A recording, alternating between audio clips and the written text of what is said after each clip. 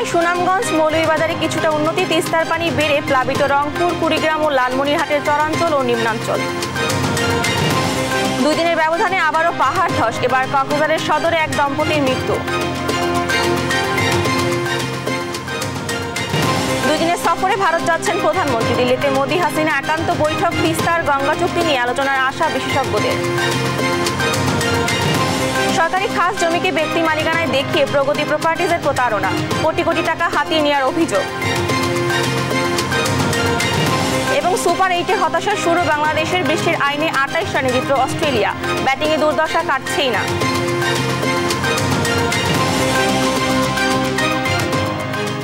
দেখছিলেন সংবাদ শিরোনাম, সংবাদ দুপুরের সঙ্গে আছি আমি ডানা ইসলাম।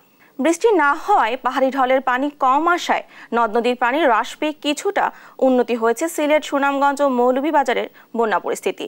তবে নিম্নাঞ্চলে বেড়েছে দুর্ভোগ, অনেক রাস্তাঘাট ও ঘরবাড়ি এখনও পানিতে নিমজ্জিত, সড়ক তলিয়ে যাওয়ায় যোগাযোগ বিচ্ছিন্ন অনেক এলাকায়। এদিকে তিস্তা ধওলার পানি বেড়ে লালমনিরহাট ও কুড়িগ্রামে প্লাবিত হয়েছে নিম্নাঞ্চল ও চরাঞ্চল। বৃষ্টি না থামলে বন্যা পরিস্থিতি আরও অবনতি হতে পারে বলে বলছে সতর্কীকরণ কেন্দ্র।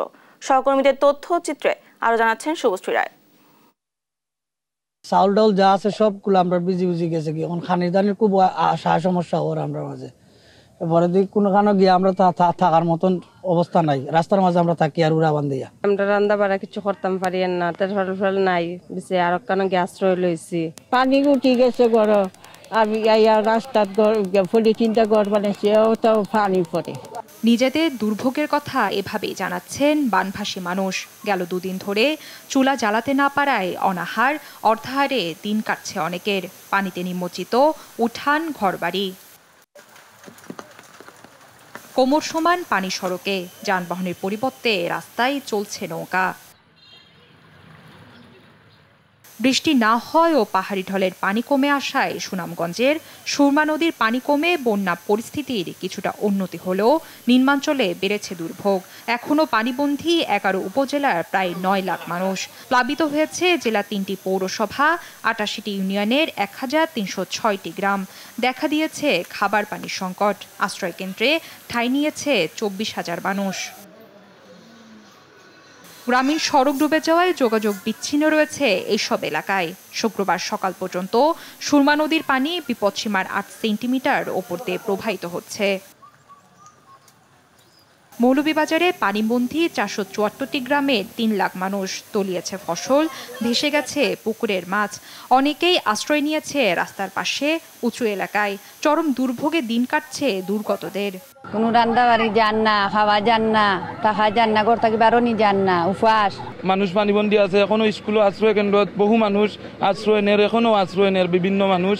শুক্রবার ভোর 6টা পর্যন্ত রেকর্ড করা তথ্য অনুযায়ী মনু নদীর পানি বিপদসীমার 28 সেন্টিমিটার উপর দিয়ে ও ধলাই নদীর পানি বিপদসীমার 195 সেন্টিমিটার নিচ দিয়ে প্রবাহিত হচ্ছে।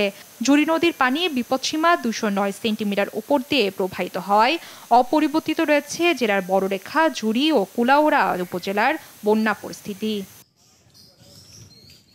এদিকে উজানের ঢল ও টানা বৃষ্টিতে তিস্তার পানি বেড়ে প্লাবিত হয়েছে রংপুর, কুড়িগ্রাম, লালমনিরহাটের চরাঞ্চল ও নিম্নাঞ্চল। তলিয়ে গেছে ধান, বাদাম ও বিভিন্ন ফসল সহ রাস্তাঘাট।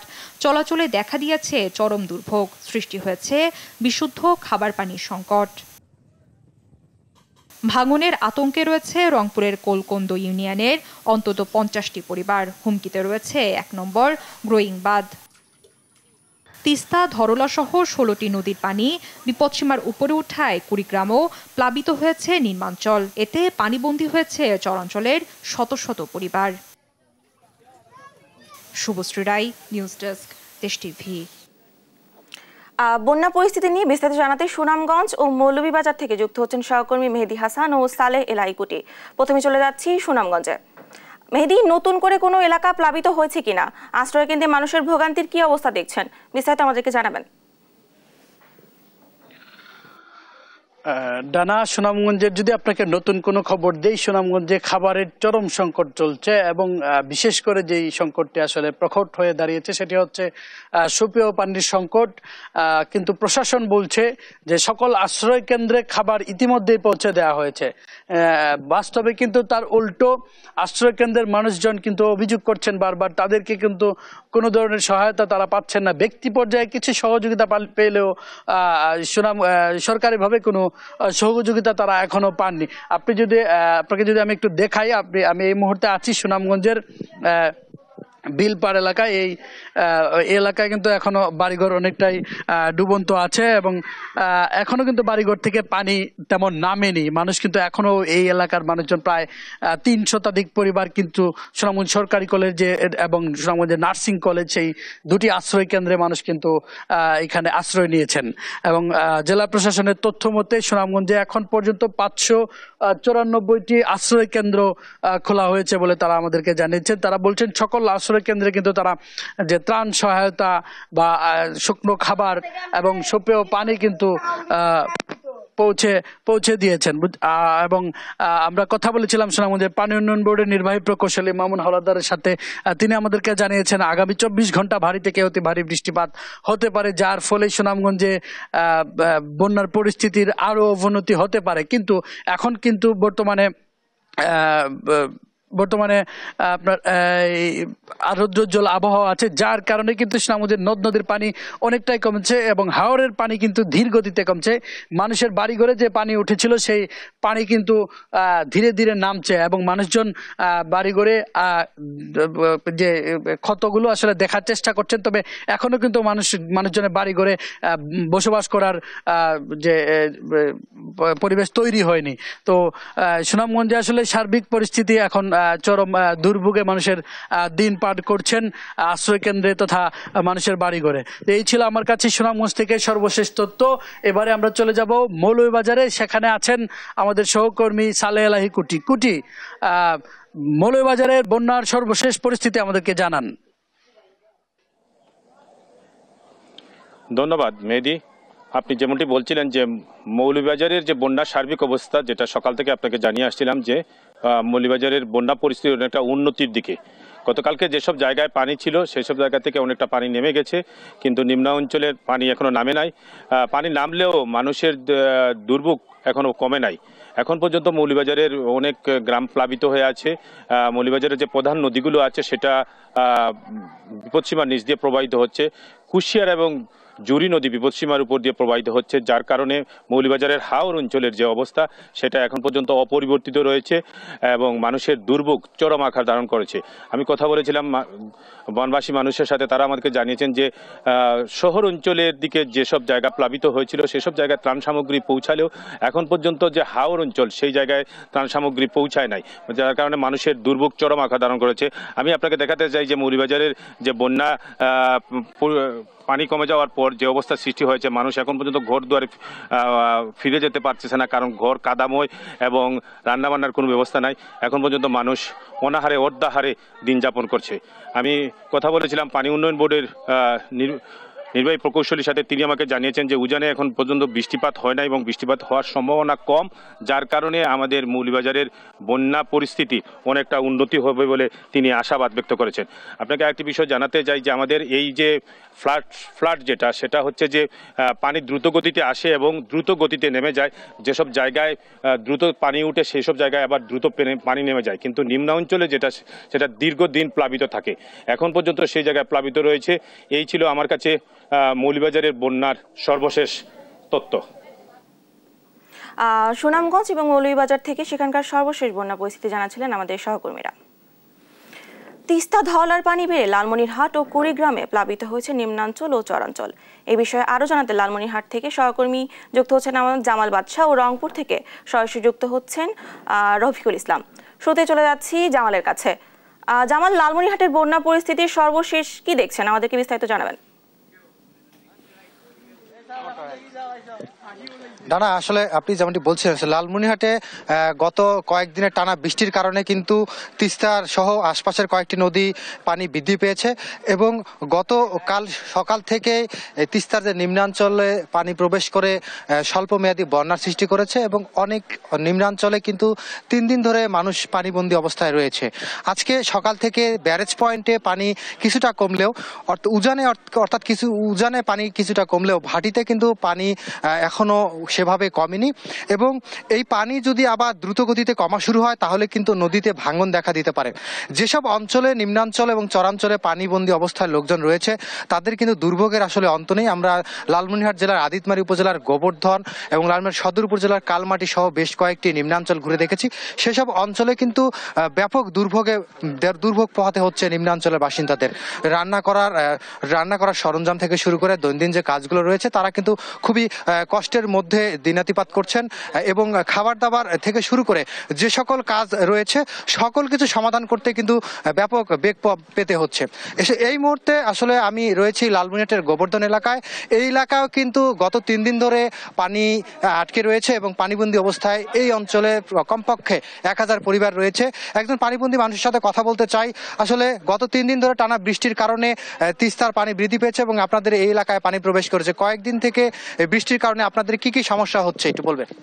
আমাদের এই পানিবন্দিতে বিশেষ করে সমস্যা হচ্ছে যে আমরা যে রান্না করে খাবো সেই রান্না করে খাওয়ার কোনো বুদ্ধি হচ্ছে না এবং আমরা যে বিশুদ্ধ পানি বা বিশুদ্ধ খাবার এগুলো আমরা কিন্তু পাচ্ছি না। আর আমরা আমাদের বাড়ির যে লোকজন বিশেষ করে উঁচু স্থানে যে আত্মীয় স্বজন রয়েছে আমরা সেখানে কিন্তু বাড়ির সদস্যদের আমরা সেখানে আমরা পাঠাচ্ছি আর কি। এই যে পানিবন্দী অবস্থা যে 3 দিন ধরে রয়েছেন কি ধরনের সহায়তা আপনারা পেলেন এবং পানি উন্নয়ন বোর্ড বা স্থানীয় জনপ্রতিনিধি বা জেলা প্রশাসনের পক্ষ থেকে কোনো সহযোগিতা করা হয়েছে কিনা? এই 3-4 দিনের পানিতে আমাদের স্থানীয় প্রতিনিধি থেকে শুরু করে উপজেলা প্রশাসন থেকে শুরু করে জেলা পর্যায় পর্যন্ত এবং পানি উন্নয়ন বোর্ডের কোনো লোকজন এ যাবত আমাদের মাঝে কেউ একবার আসলো না এবং ত্রাণ থেকে শুরু করে যে শুকনো যে খাবার এগুলোও কিন্তু আমাদের এলাকার কোনো লোককে দেওয়াও হয়নি এবং তারা কোনো খোঁজ খবরও রাখেনি। যেমনটি শুনছিলেন আসলে এ পর্যন্ত কিন্তু তিস্তার যে নিম্নাঞ্চল প্লাবিত হয়েছে গত 3 দিন ধরে এই গোবর্ধন থেকে শুরু করে কয়েকটি এলাকা পানিবন্দী অবস্থায় রয়েছে। তাদের পানিবন্দী অবস্থাদের কিন্তু এখন পর্যন্ত কোনো ধরনের ত্রাণ সহায়তা কোনো কর্তৃপক্ষ প্রদান করেনি এবং জেলা প্রশাসন এবং জনপ্রতিনিধি কেউ কিন্তু এ পর্যন্ত খোঁজ খবর রাখেনি। আসলে লালমনিরহাটের এই সকাল থেকে পানি কিছুটা ব্যারেজ পয়েন্টে কমছে, তবে এখনো ভাটিতে পানি রয়েছে। পানি উন্নয়ন বোর্ড আমাদেরকে জানিয়েছে যে পানি কমতে পারে এবং পানি কমার সাথে সাথেই নদী ভাঙ্গন দেখা দিতে পারে এবং ভাঙ্গন প্রতিরোধে কিন্তু তারা সতর্ক অবস্থানে রয়েছে, অর্থাৎ জিও ব্যাগে বালি ভর্তি করে মাটি ভর্তি করে ফেলে তারা ভাঙ্গন প্রতিরোধের চেষ্টা করবে। তবে এটি খুবই নগণ্য চেষ্টা বলে দাবি স্থানীয়দের। তারা কিন্তু চিন্তা করছেন যে লালমনিরহাটের যে তিস্তা রয়েছে সেটি মহাপরিকল্পনা বাস্তবায়ন করা জরুরি হয়ে পড়েছে, না হলে নদী খনন করা কিন্তু জরুরি হয়ে পড়েছে। না হলে অল্প পানিতে এই ধরনের ভোগান্তির সৃষ্টি প্রতি বছরেই কিন্তু কয়েকবার করে হতে পারে। এই একই রকম খবর জানতে আমরা তিস্তার অপর প্রান্তে অর্থাৎ রংপুরের সহকর্মী রফিকুল ইসলাম রফির কাছে যাব। রফিক, আমাদেরকে একটু জানাবেন যে তিস্তার পানি বৃদ্ধির কারণে কি ধরনের সমস্যা বা ভোগান্তি পোহাতে হচ্ছে সেখানকার মানুষজনের?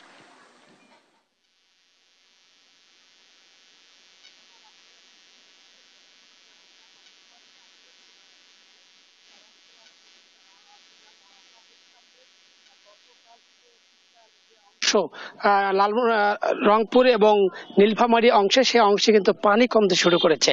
পানি কমার সঙ্গে সঙ্গে যে দুর্ভোগটা রয়েছে সেটি হচ্ছে যে এই অঞ্চলের ভাঙ্গন এবং যারা পানি বন্দী মানুষজন ছিলেন তারা পানিবাহিত রোগে আক্রান্ত হবার সম্ভাবনা রয়েছে।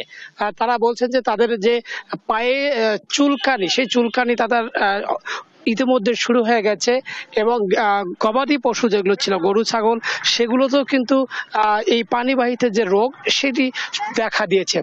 তারা বলছেন যে এই মুহূর্তে সবচেয়ে বড় সংকট হচ্ছে এই পানিবাহিত রোগে পানি বন্দী লোকজন আক্রান্ত হচ্ছে।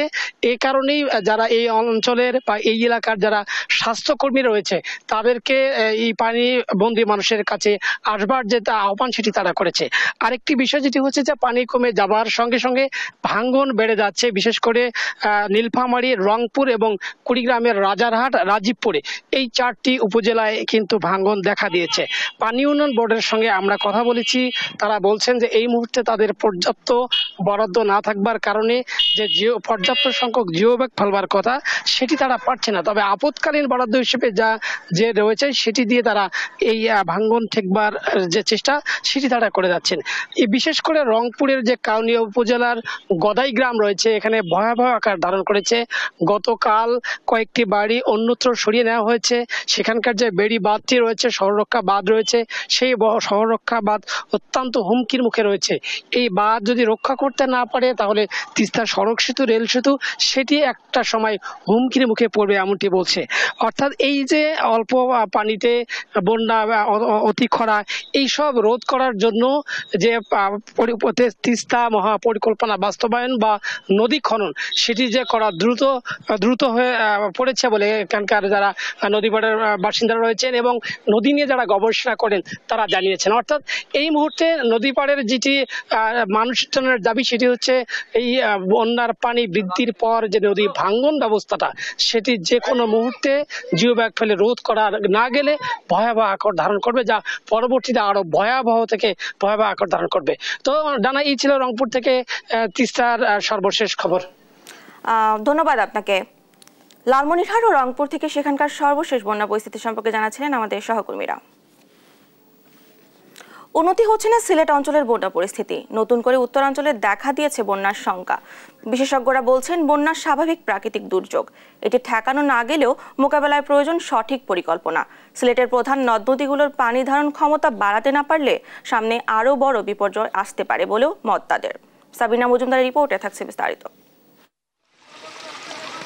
গেল 17 তারিখ থেকে প্রবল বর্ষণ ও পাহাড়ি ঢলের কারণে সিলেট ও সুনামগঞ্জের সার্বিক বন্যা পরিস্থিতির আরও অবনতি হয়েছে। বন্যায় সিলেট, সুনামগঞ্জ এই দুই জেলা সহ মৌলভীবাজার ও হবিগঞ্জের বেশ কিছু এলাকা এখন পানির নিচে। বন্যা পূর্বাভাস ও সতর্কীকরণ কেন্দ্রের নির্বাহী প্রকৌশলী সর্দার উদয় রায়হান বলছেন, আগামী 24 ঘন্টায় দেশের উত্তর পূর্বাঞ্চলের বন্যা পরিস্থিতি স্থিতিশীল থাকতে পারে। অঞ্চলে যে চলমান ভারী বৃষ্টিপাতের প্রবণতা ছিল সেটা কিছুটা হ্রাস পেয়েছে এবং আবহাওয়া সাম্প্রতিক পূর্বাভাস ইঙ্গিত দিচ্ছে যে আগামী কয়েকদিনে ভারী বৃষ্টির প্রবণতা কিছুটা কমে আসতে পারে।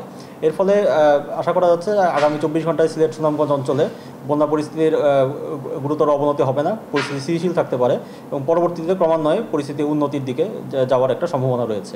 আগামী 48 ঘন্টায় দেশের উত্তরাঞ্চল, কুড়িগ্রাম, লালমনিরহাট, রংপুর জেলার নিম্নাঞ্চল নতুন করে প্লাবিত হতে পারে এবং কুড়িগ্রাম, লালমনিরহাট, নীলফামারী জেলার নিম্নাঞ্চলে আগামী 2 দিনে একটা স্বল্পমেয়াদী বন্যা পরিস্থিতির সৃষ্টি হতে পারে, তবে পরবর্তীতে এটিও স্বাভাবিক হয়ে আসার সম্ভাবনা রয়েছে। বিশেষজ্ঞরা বলছেন, বন্যা প্রকৃতির একটি স্বাভাবিক বিপর্যয়, এটি ঠেকানো না গেলেও মোকাবেলায় প্রয়োজন সঠিক পরিকল্পনা। এটা হচ্ছে আষাঢ় মাস, এ সময় বৃষ্টি হওয়া খুবই স্বাভাবিক এবং বেশি বৃষ্টি হলে বন্যা হওয়া স্বাভাবিক। সিলেটবাসীকে বাঁচাতে বন্যা নিয়ন্ত্রণ বাঁধ নির্মাণেরও তাগিদ দিয়েছেন তারা।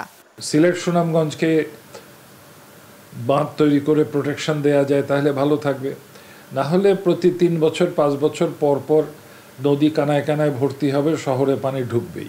এদিকে আবহাওয়া অধিদপ্তর জানিয়েছে, আগামী 2 দিন সারা দেশেই বৃষ্টি আরও বাড়তে পারে। সাবিনা মজুমদার, দেশ টিভি, ঢাকা। কক্সবাজারে ভারী বর্ষণে পাহাড় ধসে মাটিচাপায় এক দম্পতি মারা গেছেন। বৃহস্পতিবার রাত 3:30টার দিকে পৌরসভার বাদশাহঘোনা এলাকায় এই পাহাড় ধসের ঘটনা ঘটে।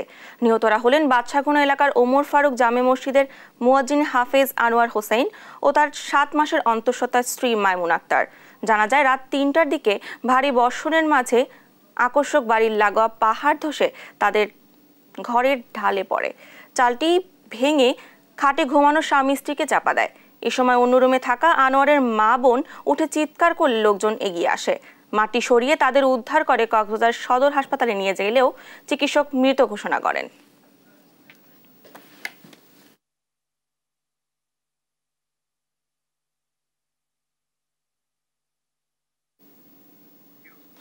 এ বিষয়ে জানতে কক্সবাজারের বাদশাহঘোনা এলাকায় পাহাড় ধসের আমাদের সাথে সরাসরি যুক্ত হচ্ছেন সহকর্মী সৌরভ দেব। সৌরভ, পাহাড় ধসের ঘটনা কখন ঘটে, সর্বশেষ কি তথ্য এখন আপনার কাছে রয়েছে, বিস্তারিত আমাদেরকে জানাবেন। হ্যাঁ রানা, গত মধ্যরাতে প্রায় 3টার দিকে টানা বর্ষণ চলাকালীনই আসলে এই ঘটনাটি ঘটে এবং সেখানে মাটি চাপা পড়ে তারা এবং এরপরে প্রতিবেশীরা এগিয়ে এসে প্রায় আধা ঘন্টার চেষ্টায় তাদেরকে সেখান থেকে উদ্ধার করে এবং যখন উদ্ধার করে আসলে তখনই স্থানীয়রা যেটি বলছেন তারা প্রায় মৃত প্রায় ছিলেন এবং এরপরে যখন হাসপাতালে নিয়ে যাওয়া হয়, হাসপাতাল কর্তৃপক্ষ সেখানে কর্তব্যরত চিকিৎসক যারা ছিলেন তারা তাদেরকে মৃত বলে স্বজনদেরকে জানান এবং এই যে প্রাণহানির ঘটনা এই সম্পর্কে আমরা স্থানীয় যে প্রশাসনগুলো রয়েছে তাদের সাথে কথা বলেছি এবং তারা যেটি বলছে যে কক্সবাজারের বিভিন্ন পাহাড়ি এলাকায় প্রায় 1.5 লক্ষাধিক মানুষ বসবাস করছে ঝুঁকিপূর্ণভাবে। তাদেরকে তারা বিভিন্ন সময় সচেতন করছে এবং ভারী বর্ষণের আবহাওয়ার পূর্বাভাস পাওয়ার পরপরই মাইকিং সহ নানান ভাবে তাদেরকে জানানোর চেষ্টা করছিল যেন নিরাপদে সরে যায়, কিন্তু তারা যেটি বলছেন আসলে মানুষ সেখান থেকে তারা নিজ বাসভবন থেকে আসলে সরতে চান না, তো যার কারণে একের পর এক এই যে প্রাণহানির ঘটনা ঘটছে এবং সেই সাথে আপনি নিশ্চয়ই জানেন যে গেল 3 দিনে কক্সবাজারে প্রায় 12 জনের প্রাণহানি ঘটেছে এবং বেশ কয়েকটি পাহাড় ধসের ঘটনা ঘটেছে। এটি প্রতি বছরই যখনই ভারী বৃষ্টিপাত হয়, বর্ষাকাল আসে, এরকম পাহাড়ে যারা ঝুঁকিপূর্ণভাবে বসবাস করছেন পাহাড় ধসের ঘটনায় প্রাণহানির ঘটনা কিন্তু ঘটেই যাচ্ছে। তো এই বিষয়গুলো নিয়ে আসলে প্রশাসন বলছে তারা শীঘ্রই কার্যকর পদক্ষেপ নেবেন এবং মানুষকে আরো বেশি সচেতন করবার জন্য সচেষ্ট হবেন। তো কক্সবাজার থেকে আমার কাছে এই ছিল সর্বশেষ। কক্সবাজার থেকে পাহাড় ধসের সর্বশেষ খবর জানাচ্ছিলেন আমাদের সহকর্মী। চলতি মাসে দ্বিতীয়বারের মতো আজ ভারত যাচ্ছেন প্রধানমন্ত্রী শেখ হাসিনা। নতুন সরকার গঠনের পর দুদেশের সরকার প্রধানের বৈঠককে গুরুত্বের সহকারে দেখছেন কূটনৈতিক বিশ্লেষকরা। তিস্তার পানি বন্টন চুক্তি নিয়ে আশার আলো না দেখলেও তিস্তা প্রকল্পে ভারতের বিনিয়োগের ইচ্ছাকে ইতিবাচক হিসেবেই দেখছেন তারা। মেয়াদ শেষের দিকে আসায় গঙ্গা পানি বন্টন চুক্তি নিয়ে ভাববার সময় এসে গেছে বলেও মত তাদের। বিস্তারিত জানাচ্ছেন জানাতুল মোহনা। ভারতে মোদী সরকার গঠনের 15 দিনের মাথায় দ্বিতীয়বারের মতো শুক্রবার ভারত সফরে যাচ্ছেন প্রধানমন্ত্রী শেখ হাসিনা। এই সফরটি দুই দেশের জন্য গুরুত্বপূর্ণ বলে মনে করছেন বিশেষজ্ঞরা। সফরে তিস্তা চুক্তি, মংলা বন্দর ব্যবস্থাপনা, বিদ্যুৎ, বাণিজ্য, আঞ্চলিক নিরাপত্তা, যোগাযোগ ক্ষেত্রে গুরুত্বপূর্ণ চুক্তি স্বাক্ষরিত হতে পারে বলে মনে করছেন কূটনীতিক বিশ্লেষকরা। তিস্তা প্রকল্প নিয়ে ভারত চীন দুদেশের সহযোগিতার হাত প্রত্যাশা করছেন তারা। তিস্তা প্রকল্প নিয়ে ভারতের আগ্রহ, প্রকল্প বাস্তবায়ন নাকি চীনা অর্থায়ন ঠেকানো, এ নিয়ে সন্দেহ পোষণ করেন কেউ কেউ। কেবল ভারতের অর্থ সহযোগিতার আশায় বসে থাকা বোকামি হবে বলে মনে করছেন তারা। ভারতের কাছে এই প্রশ্ন আমরা করতেই পারি যে তোমরা কি চুক্তি আগে করে তারপরে আমাদের সহযোগিতা করবা নাকি না যেরকম আছে সেরকম সহযোগিতা করবে। সবাই বন্ধু, চীনও বন্ধু, ভারতও বন্ধু। বোঝাতে হবে যে এটা আমার প্রয়োজন, তুমি দিতে পারছো না, সুতরাং আমাকে অন্যের কাছ থেকে নিতে হচ্ছে, বা তুমি কিছু দাও ও কিছু দিক, এই সুযোগটা তো আমি করে দিচ্ছি। গঙ্গা চুক্তির আর বাকি মাত্র 1.5 বছর, তাই বিশ্লেষকদের আশা এ সফরে গঙ্গা চুক্তি নিয়েও আলোচনা করবেন প্রধানমন্ত্রী শেখ হাসিনা। প্রধানমন্ত্রী যদি নির্দেশনা দেন যে আমরা চাই একটা দীর্ঘমেয়াদী চুক্তি আবার সই হোক, সেটার জন্য তোমরা কাজ শুরু করো, তাহলে এটা আমার মনে হয় নির্দেশনা হিসেবে এটা কাজে লাগবে।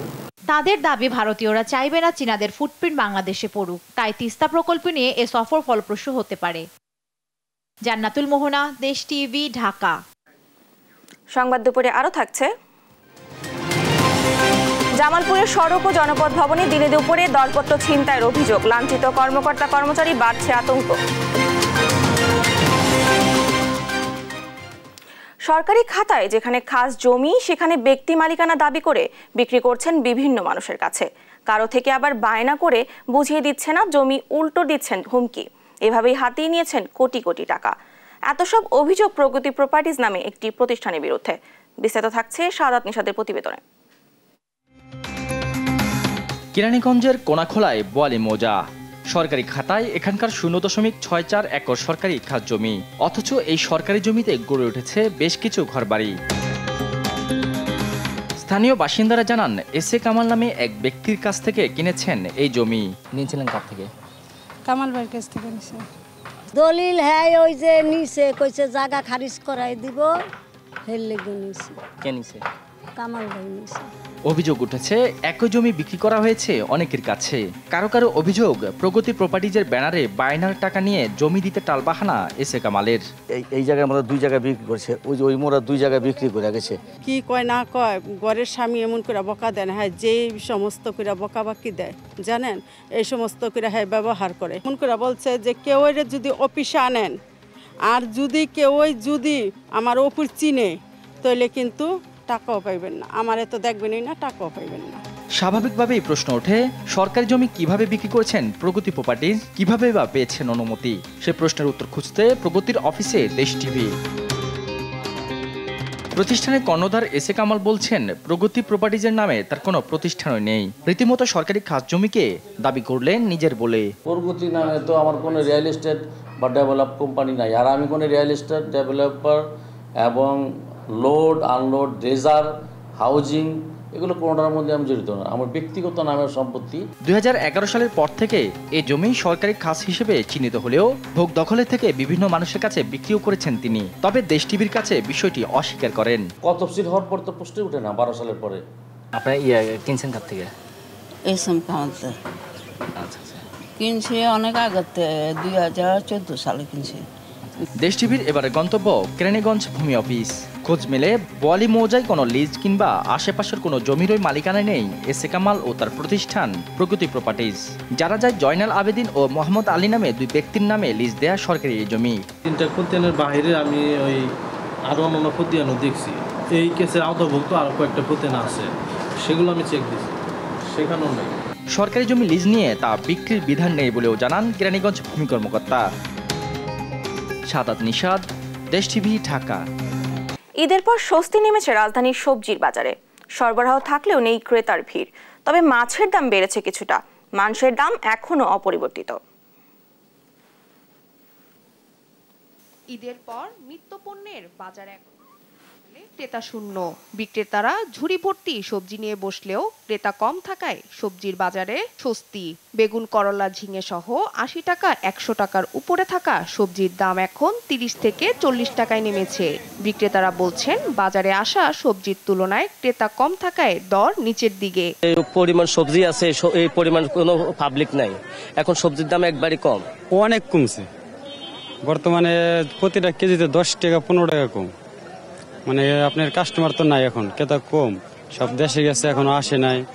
কিন্তু তরকারি, কাঁচা তরকারি ঠিকই পরিমাণ আসছে ঢাকা শহরে, কিন্তু ক্রেতা একদমই নাই।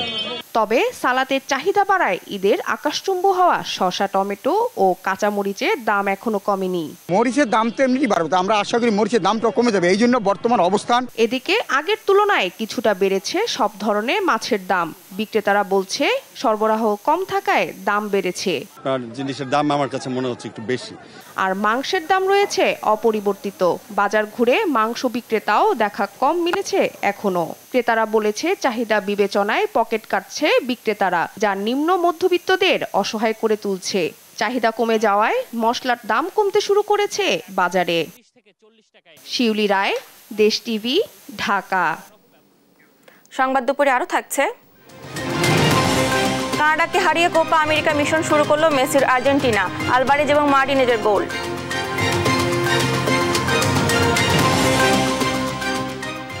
জামালপুরে কর্মকর্তা কর্মচারীদের লাঞ্ছিত করে দরপত্র ছিনতাইয়ের অভিযোগ উঠেছে। সম্প্রতি শহরের সড়ক ও জনপদ ভবনের সহকারী প্রকৌশলীর কক্ষে ঘটে এমন ঘটনা। সহকর্মী মেহেদী হাসানের প্রতিবেদন, জানাচ্ছেন আপনপু। শেরপুর, জামালপুর, বনগাঁও ব্রহ্মপুত্র সেতুর টোল আদায়ের ইজারার দরপত্র আহ্বান করা হয় চলতি মাসের 11 তারিখ। সোমবার বেলা 12:30 পর্যন্ত ছিল দরপত্র জমা দেওয়ার শেষ সময়। এতদিনে কোনো দরপত্র জমা না পড়লেও এদিন বেলা 12:20 জমা হয় একটি দরপত্র। 12:30টার পর টেন্ডার বক্স খুলে দরপত্রটি নিজের কক্ষে নিয়ে যান সহকারী প্রকৌশলী মোবারক হোসেন। দরপত্রে স্মারক নাম্বার দেওয়ার সময় 6-7 জন দুর্বৃত্ত অতর্কিত হামলা করে ছিনিয়ে নেয় সেটি। শারীরিকভাবে লাঞ্ছিত করে অফিস সহকারী লক্ষ্মী রানীকে। ব্রিজের টুল ইজারার জন্য আজকে হচ্ছে আপনার টেন্ডার ড্রপিং এর লাস্ট দিন। তো আমরা টেন্ডার সবকিছু শিডিউলের মধ্যে লেখার পরে সিল গালা করার পরে আমরা উপরে আসার পরে এই জায়গায় আমরা বাক্সের ভিতরে আমরা ড্রপিং করছি। জামালপুর শেরপুর ফাটানো মিলিটার যখন এটা কার্যক্রম চলমান ছিল, এই সময় কয়েকজন দুর্বৃত্ত এসে ওই শিডিউলটা জোরপূর্বক ছিনিয়ে নিয়ে চলে যায়। ঘটনার পরপরই জায়গাটি পরিদর্শন করেন জামালপুর সদর থানার ভারপ্রাপ্ত কর্মকর্তা মোহাম্মদ মহব্বত কবির। জানান অভিযোগ পেলে ব্যবস্থা নেওয়া হবে। মামলা দায়েরের প্রস্তুতি চলছে বলে জানিয়েছেন সড়ক ও জনপথ অধিদপ্তরের নির্বাহী প্রকৌশলী। ডিপার্টমেন্টের পক্ষ থেকে আমরা এখনই যাব, আমরা এটা মামলা রুজু করব এবং এই দুর্বৃত্তদের বিরুদ্ধে আমরা ব্যবস্থা গ্রহণ করব। গেল অর্থবছর 14 কোটি 40 লাখ টাকায় সেতুটির টোল আদায়ের ইজারা পায় মেসার্স রাব্বিনুর ট্রেডার্স। নিউজ ডেস্ক, দেশ টিভি। এবারে আন্তর্জাতিক প্রসঙ্গ। গাজার উত্তর, দক্ষিণ এবং মধ্যাঞ্চলে রাতভর একযোগে ভয়াবহ তাণ্ডব চালিয়েছে ইসরায়েলি বাহিনী। খান ইউনিসের একটি স্কুলের শিশু আশ্রয়কেন্দ্রে বোমা হামলায় হতাহত হন বেশ কয়েকজন। গত 9 মাসের লড়াইয়ে পঙ্গু হয়েছেন 70,000 ইসরায়েলি সেনা। এদিকে উপত্যকায় লড়াইয়ের জন্য অস্ত্র স্থগিতের সিদ্ধান্তে নেতানিয়াহুর সমালোচনাকে হতাশাজনক হিসেবে বর্ণনা করেছেন বাইডেন প্রশাসন। বিস্তারিত লুৎফুর কবির রিপোর্টে। ইসরায়েলি বোমার আঘাতে বৃহস্পতিবার এভাবেই বিকট বিস্ফোরণে কেঁপে ওঠে গাজার স্কুল, যেখানে আশ্রয় নিয়েছিল একটি পরিবারসহ বেশ কয়েকজন বেসামরিক ফিলিস্তিনি। ভয়াবহ শব্দ শুনে সেখানে ছুটে যান স্থানীয়রা। কোনো মতে প্রাণে বেঁচে গেলেও তাদের চোখে মুখে ছিল আতঙ্ক আর মৃত্যু ভয়। ইসরায়েলি বাহিনী এখানেও হামলা চালিয়েছে। এখানে আমরা 25 জন আশ্রয় নিয়েছিলাম। আমাদের ক্লাসরুমও ক্ষতিগ্রস্ত হয়েছে। জানি না আমরা কোথায় ঘুমাবো। এখন খোলা আকাশের নিচে থাকা ছাড়া আর কোনো জায়গা নেই। শিশুরা এখানে ঘুমাচ্ছিল। তার আগে আমাদের কাছে একটি ফোন আসে, বলা হয়েছিল আমাদের পাশের বাড়িটিতে হামলা হবে। সেজন্য তারা আমাদের নাসের হাসপাতালের কাছে একটি এলাকায় আশ্রয় নিতে বলে। আমরা চলে যাই, কিন্তু এখন ফিরে এসে দেখি সবকিছুই ধ্বংস হয়ে গেছে। এখন বাচ্চারা কোথায় ঘুমাবে? বৃহস্পতিবার গাজার মধ্য, দক্ষিণ এবং উত্তরাঞ্চলে ভয়াবহ হামলা চলে ইসরায়েলি বাহিনীর। দক্ষিণের রাফা শহরে স্থল অভিযানের সময় বাধা হয়ে দাঁড়ায় সশস্ত্র সংগঠন হামাসের যোদ্ধারা। হামাসের পেতে রাখা বোমার ফাঁদে পড়ে উড়ে যায় ইসরায়েলের সাজোয়া যান। এই যুদ্ধে হামাসেরই শুধু প্রাণহানি হচ্ছে তা নয়, গেল 7 অক্টোবর থেকে প্রচুর সেনা হারিয়েছে নেতানিয়াহুর সরকার। গাজায় গেল 8 মাসের বেশি সময়ে সামরিক সরঞ্জাম হারানোর পাশাপাশি 70,000 ইসরায়েলি সেনা পঙ্গু হয়েছেন। ইসরায়েলি চ্যানেল 7-এর বরাতে মিডল ইস্ট মনিটর জানিয়েছে, এদের মধ্যে শতকরা 35% সেনা মানসিকভাবে অসুস্থ, বাকিরা মারাত্মক আহত। গাজায় সংঘাত চলা অবস্থায় মিত্র যুক্তরাষ্ট্রের সঙ্গে দিন দিন দূরত্ব বাড়ছেই ইসরায়েলি প্রধানমন্ত্রী নেতানিয়াহুর। তেল আবিবে একটি মার্কিন অস্ত্রের চালান স্থগিতে ক্ষুব্ধ প্রতিক্রিয়া দেখান তিনি। তবে বিষয়টি ভালোভাবে নেয়নি হোয়াইট হাউস। ইসরায়েলি প্রধানমন্ত্রীর সমালোচনাকে চরম হতাশাজনক বর্ণনা করেছে বাইডেন প্রশাসন। দুপক্ষের সম্পর্কের টানাপোড়েনের বিষয়টি জনসম্মুখে ক্রমেই প্রকট আকার নিচ্ছে। লুৎফর কবির, নিউজ ডেস্ক, দেশ টিভি। এই ছিল এখনকার সংবাদ। দুপুর পরের বুলেটিন দেখার আমন্ত্রণ রইল। ধন্যবাদ সবাইকে।